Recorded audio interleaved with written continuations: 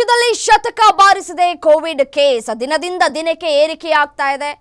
ಸೋಂಕಿತರ ಸಂಖ್ಯೆಯಲ್ಲಿ ಏರಿಕೆ ಕಾಣ್ತಾ ಇದೆ. ರಾಜ್ಯದಲ್ಲಿ ಒಟ್ಟು ಇದೀಗ 100 ಕೋವಿಡ್ ಪಾಸಿಟಿವ್ ಕೇಸ್ ದಾಖಲಾಗಿದೆ. 100 ಕೇಸ್ಗಳಲ್ಲಿ ಬೆಂಗಳೂರಿನಲ್ಲೇ 96 ಕೇಸ್ ಪತ್ತೆಯಾಗಿದೆ.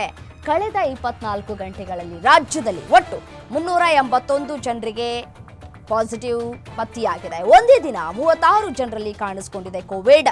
100 ಜನರಲ್ಲಿ 96 ಜನರಿಗೆ ಹೋಮ್ ಐಸೋಲೇಷನ್ ಮಾಡಲಾಗಿದೆ. ಉಳಿದ 4 ಆಸ್ಪತ್ರೆಯಲ್ಲಿ ಚಿಕಿತ್ಸೆಯನ್ನ ಕೂಡ ಮುಂದುವರಿಸಲಾಗ್ತಾ ಇದೆ. ಸದ್ಯ 9.44% ನಷ್ಟು ಇರುವಂತಹ ಕೋವಿಡ್ ಪಾಸಿಟಿವ್ ರೇಟ್. ಇದು ದಿನದಿಂದ ದಿನಕ್ಕೆ ಏರಿಕೆಯಾದರೂ ಕೂಡ ಅಚ್ಚರಿ ಇಲ್ಲ. ವಾತಾವರಣ ಬದಲಾಗಿದೆ. ವಾತಾವರಣ ಬದಲಾದಂತಹ ಸಂದರ್ಭದಲ್ಲಿ ಹಲವಾರು ಕಾಯಿಲೆಗಳು ನಮ್ಮನ್ನ ಅಂದ್ರೆ ಮನುಷ್ಯರನ್ನ ಆವರಿಸುವಂತಹ ಸಾಧ್ಯತೆಗಳು ಕೂಡ ಇದೆ. ಅದರಲ್ಲಿ ಈ ಒಂದು ಕೋವಿಡ್ ಕೂಡ ಹೌದು. ಕೋವಿಡ್ ಕೂಡ ಅತಿ ವೇಗವಾಗಿ ಹರಡ್ತಾ ಇದೆ. ಬಟ್ ಆದರೆ ಕೇಂದ್ರ ಈಗಾಗಲೇ ಸೂಚನೆಯನ್ನ ಕೂಡ ಕೊಟ್ಟಿದೆ. ಯಾರೂ ಕೂಡ ಹೆದರುವಂತಹ ಪರಿಸ್ಥಿತಿ ನಿರ್ಮಾಣ ಆಗಿಲ್ಲ.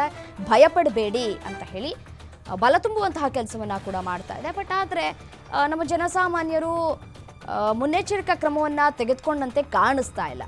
ಸೊ ಹಾಗಾಗಿ ಒಂದೇ ದಿನ 36 ಕೇಸ್ಗಳು ದಾಖಲಾಗಿದೆ. ಶತಕವನ್ನ ಬಾರಿಸಿದೆ ಕೋವಿಡ್.